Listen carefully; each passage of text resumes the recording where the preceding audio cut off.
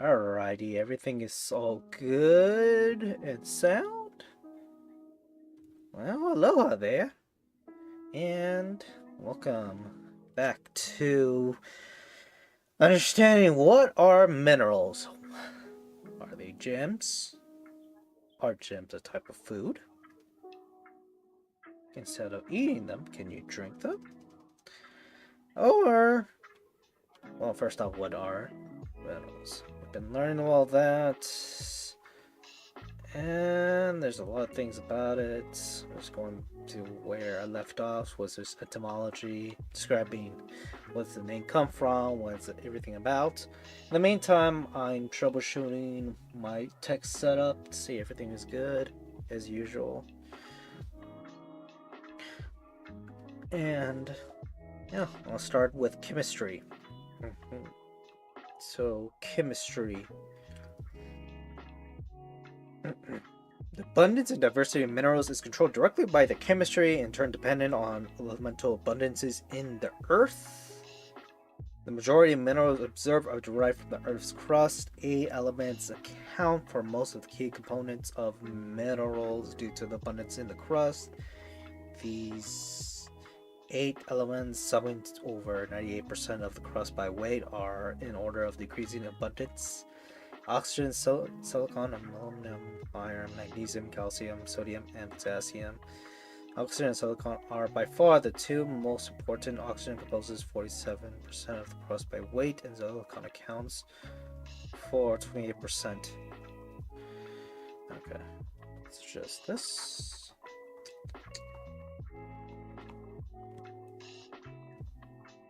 Camera's going a bit haywire. Maybe it's because of, yeah, the fan. I try to settle down a little more, so should be good to an extent. Pretty far out though. So I gotta see. Let's go for a second. All right, everything should be good. The minerals that form are those that are most stable and at the temperature and pressure of formation with the limits imposed by the bulk chemistry of the parent body. For example, the most igneous rocks and aluminum and alkaline metals, sodium and potassium. That are present and prominently found in combination with oxygen, silicon, and calcium on feldspar minerals. However, the rock is usually rich in alkaline metals that will not be enough aluminum to combine with the sodium as feldspar, and the excess of sodium will be formed, such as Riebeckite. Eh.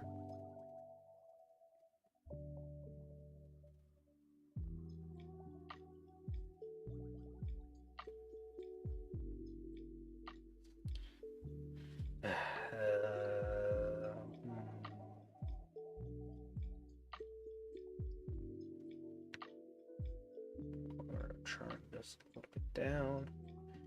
See if this is the weight of the camera.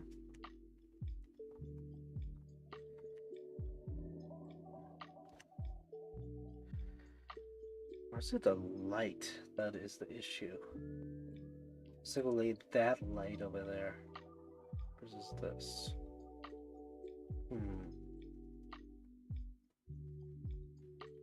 Alrighty. Globin abundance is unusually high.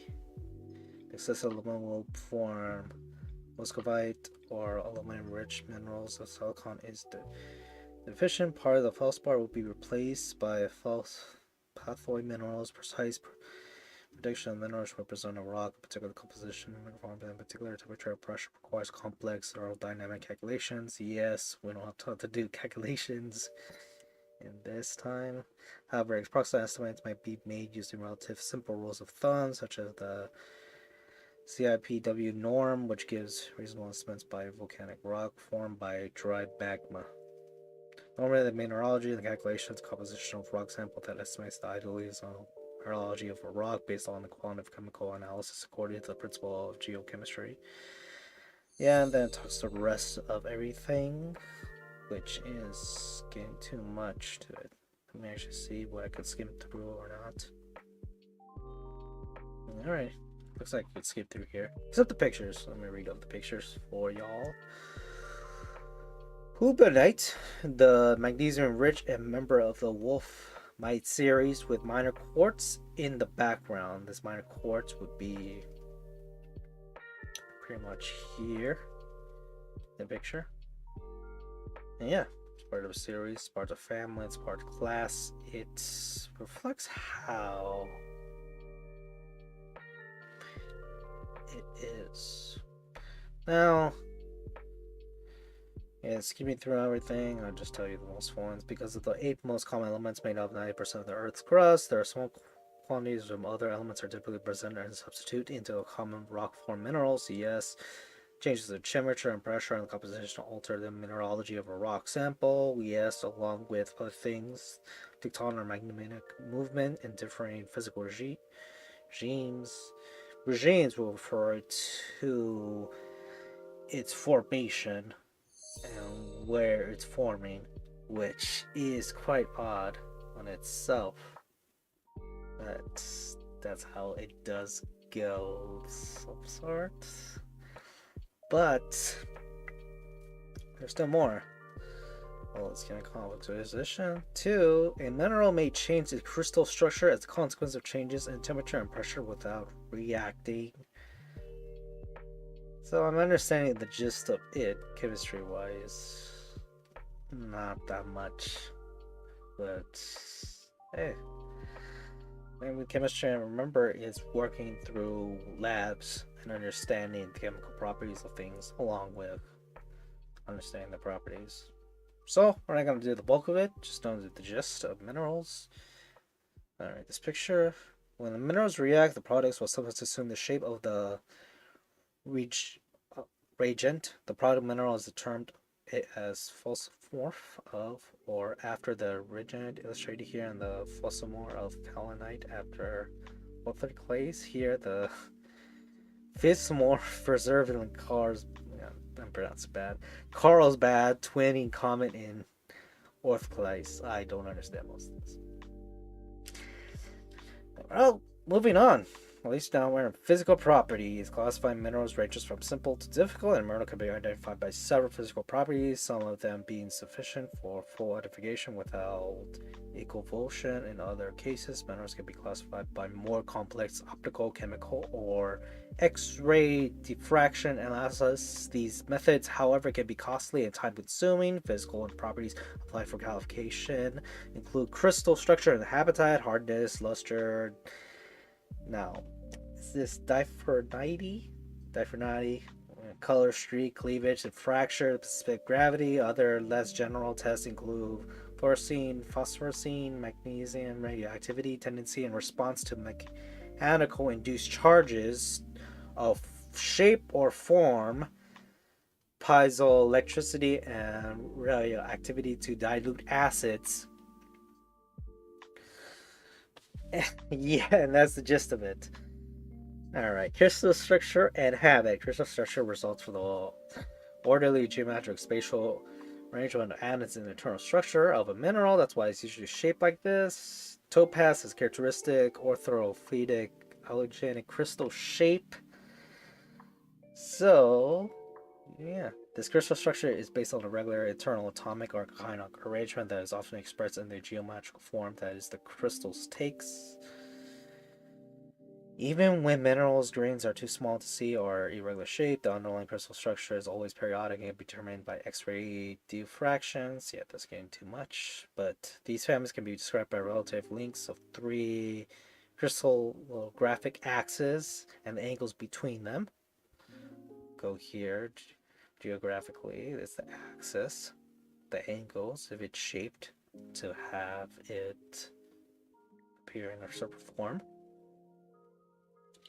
Now you have all this stuff, crystal family, links, angles, common examples, garnet to olivine to gypsum. What's the picture of gypsum? Oh, cool, these. Ooh. The hexachemical family is split into the crystal system, the trilogical, which is the threefold axis of symmetry, and the hexagonal, the six-fold axis of symmetry. So they group two of these crystals if it's under a three or six-fold axis. Yeah, we go on here further like that, just skimming through. 20 is the intergrowth of two or more crystals of a single mineral species. Okay, crystal 20. So whenever you see some of the minerals acting like this, it is under 20, but that's pretty much the gist of it. Good. The gist of it is 20 to be part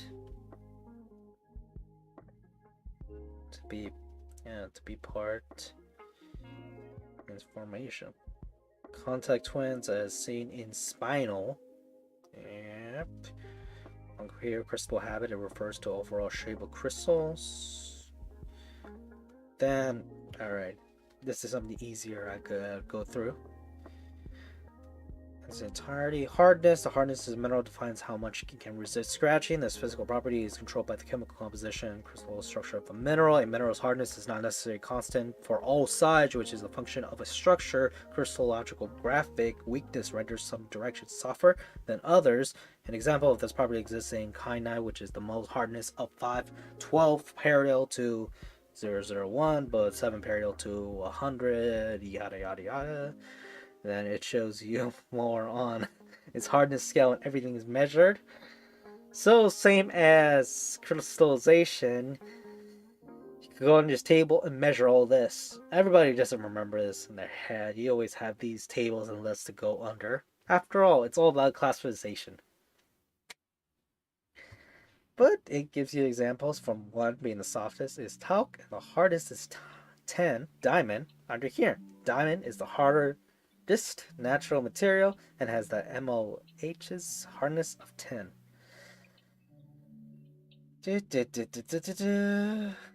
Other scales include these, the Shor's hardness test, Roxwell scale test, Vickers hardness test, and Bridnell scale. So, for now, the MOH's hardness is not the only way to determine what is hardness, and it does show how reputable world it is with identifying minerals. But now there's less 3 and diphony. This indicates how light reflects from the mineral surface with regard to the quality and density. There are numerous qualitative terms used to describe this property, which are displayed in two metallic and non-metallic categories. Metallic and sub-metallic minerals have high reactive like metal. Yep. The diphony mineral describes the ability to light pass through it. Transparent. Transparent mineral is the molybite. Some varieties are sufficiently clear to have been used for windows. Translucent minerals allow some light to pass, but less than those that are transparent, similar to windows. Now we're going to the diphony of a mineral. Depends on the thickness of a sample. When a mineral is sufficiently thin, it may become transparent even if that property is not seen in hand sample. In contrast to minerals such as a hemite or pyrite are upway even in thin section.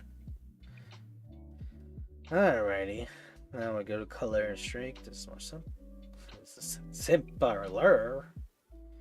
Color is the most obvious property of the mineral, but it's often non-diagnostic, caused by electromagnetic radiation interacting with electrons, similar to properties like metallic, +3, and the hardness of following it through. It comes by this. It comes by its formation. But overall, it's understand its lustrous, its color, streak, its hardness to identify the minerals. Yeah, you go through here. Two broad classes of elements are defined by regarding to the contribution of the mineral's color. Chromatic elements are essential to a mineral's composition. Alrighty. That's midnight and I know. But yeah, in contrast, holometric elements in minerals are present in traces amount as impurities. An example such of mineral would be a ruby and sapphire varieties of a mineral corundum. The colors of Physiodolomatic minerals are a result of interference of light waves. Examples include labradorite and bornite. Well, that's another way to define its colors that it can harbor. Just going through here, sure. But the streak of a mineral refers to the color of a mineral in powdered form, which may or may not be identical in the body color. So that will be the color it's made internally. And how you will determine what color it is by streaking it onto an area where it will break up into powder and will leave off a residue, and you'll see that color in the residue and see what color it is. That's how you determine streaks. And that said is why you can't identify something a picture alone. You actually have to get the physical thing and test it out with streaking the hardness, trying to see how hard it is, what color it is, and all that. It's that trouble. I got my example. The property is illustrated by Henite. Yeah. Streak testing is constrained by the hardness of a mineral, as those harder than 7 powder the streak plate instead. Okay, yeah, it talks about how you test it out depending on its hardness, so you won't have a inaccurate way to detect what it is and not. Cleavage, paint, parting, fracturing, and tendency. Okay. Yeah, let me read all the structures. Keep forgetting. The color is typically not a diagnostic property of minerals. Shown as green, right, left, and red, pink, Rossler, right, both garnets. The diagnostic features would include dodecahedral crystals, resinous lustrity, and hardness around 7. Okay. Gives me a property, gives me all the stats and what's he classed under. But now we're under cleavage. By definition, minerals have a characteristic atomic arrangement. Weakness crystal structures cause planes of weaknesses. Sure. And consists of sheets of okay. As cleavage is a function of calligraphic, there are a variety of cleavage types. Yes, minerals with many cleavages might not break equally well in other directions. For example, parting, sometimes called false cleavage, is similar to appearance to cleavage, but instead produced by structural defects in the mineral as opposed to systematic weakness. Systematic weakness. Yeah, because when it comes to testing it out. When a mineral is broken in a direction that does not correspond to a plane of cleavage, it is termed to have been fractured. Tendency is related to both cleavage and fracture, whereas fracture and cleavage describes the surfaces that are created when a mineral is broken. Tendency describes how resistant a mineral. Minerals can be described as drilled, also muscles. Flexible or elastic, so it will be how the property will be impacted. It's how I would describe it. I would say when it comes to rubbing and feeling the texture of it and how it reacts to. But anyhow, let's go to something less complicated like specific gravity. Woohoo! Specific gravity numerically describes the density of mineral. The dimensions of density are mass divided by volume with units. It can be measured in the quotient of the mass sample and differences between the weight of the sample in air and its corresponding weight in water. Among most minerals, these property is non-diagnostic. Yeah. It's not diagnostic because it's hard to deduce what property it is, and it requires some way to classify it, a way to measure it. Variation in chemistry and consequently mineral class correlates to a change in specific gravity. For example, hemite Fe2, it's a result of high iron and lead content, respectively. A very high specific gravity is characterized by native metals, for example.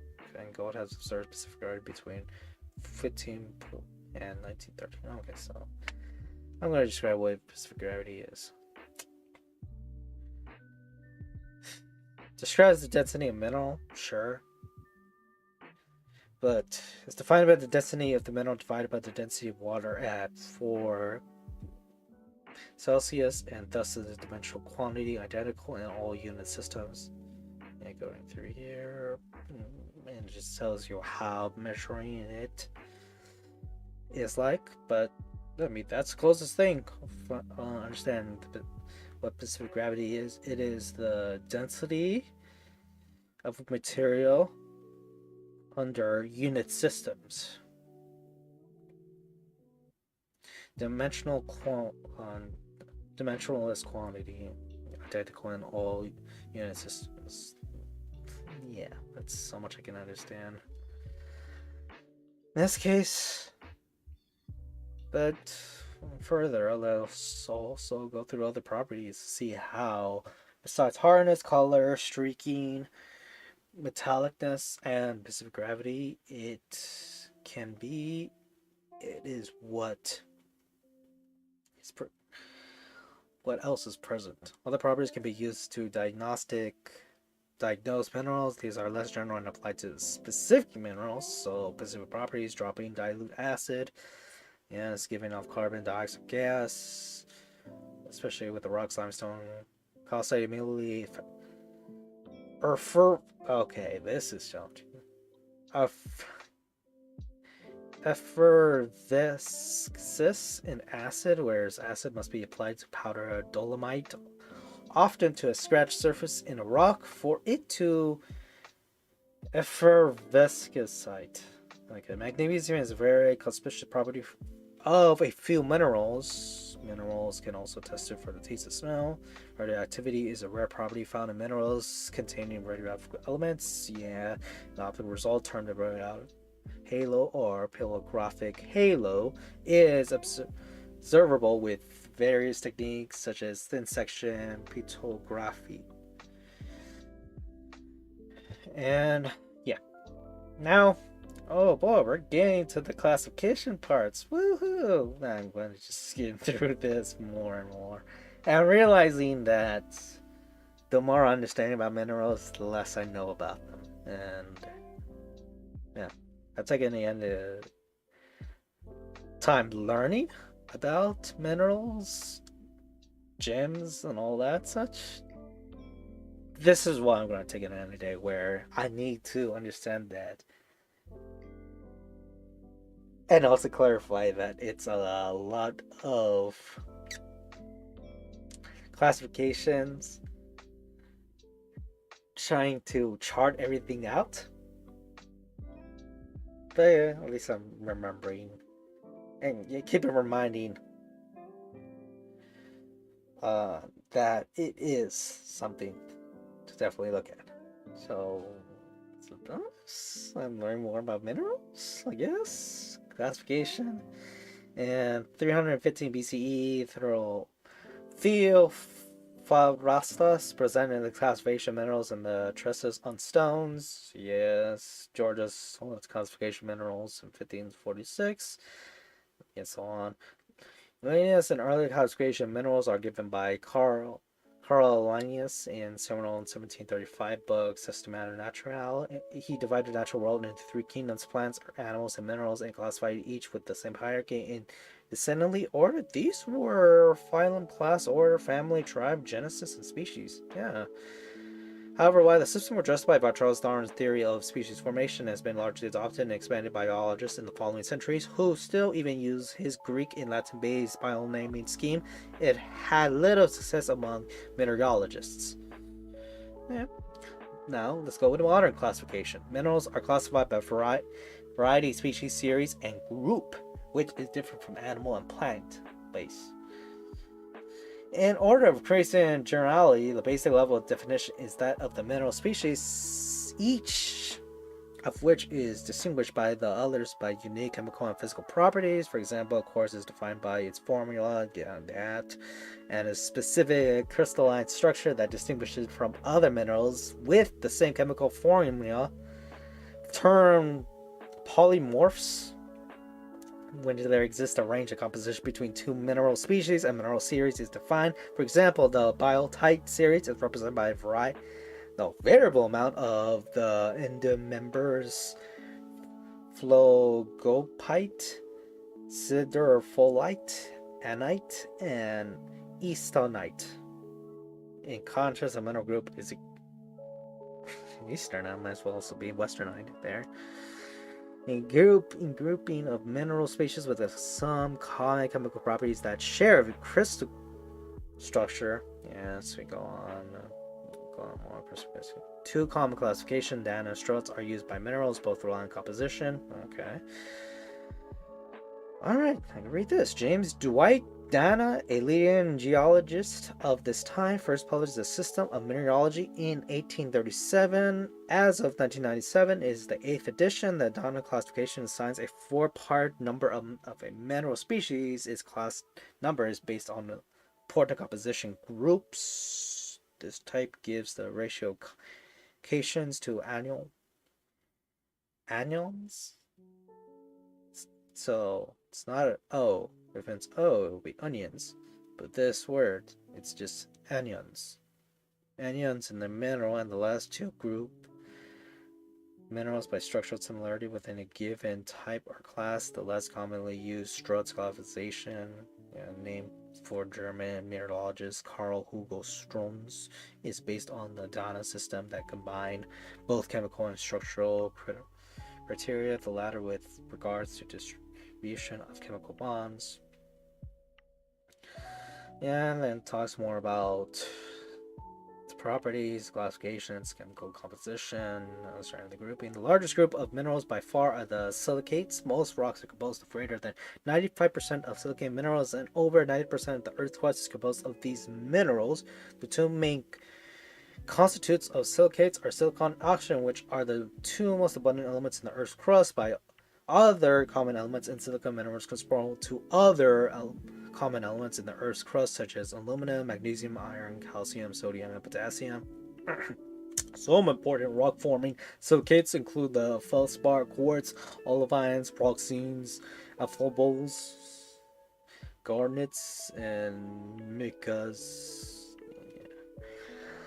Alright, now we're getting to the Pacific minerals. Yay. Well, let me skim through this and see when I come up. I'm actually almost finished with this, surprisingly. Well, to an extent. And I realize I'm just going to be talking about silicons and non-silicons. And yeah, that's pretty much it. And lastly, we actually finish up with astrobiology. Also, no, let me actually look. Yeah, the big topic is astrology, but there's also some things with non-silicons, like, what is it? Recent advances? But that's just pretty much it. I only have a bit more time. Let me actually look around and see what else I want to go through, because after going through all this, and I'm seeing that it's much more challenging practicing speaking and understanding things more to myself than generally people who are just coming off and trying to understand what I'm going through. It's not the best way that I see myself doing while streaming. So, i.e., that means I might pick a different topic soon as I finish through understanding minerals and much more of this. Amateur geology, yeah, is a non-professional study in the hobby of collecting rocks and minerals or fossil specimens. That's the thing that made me interested in minerals in the first place. After all, amateur geology. I wonder who was amateur in this story. Yeah, there's minerals, nutrients, mineral evolution, mineral collecting, and much more. But anywho, that's just pretty much it for this time. I'll be back next time, and aloha.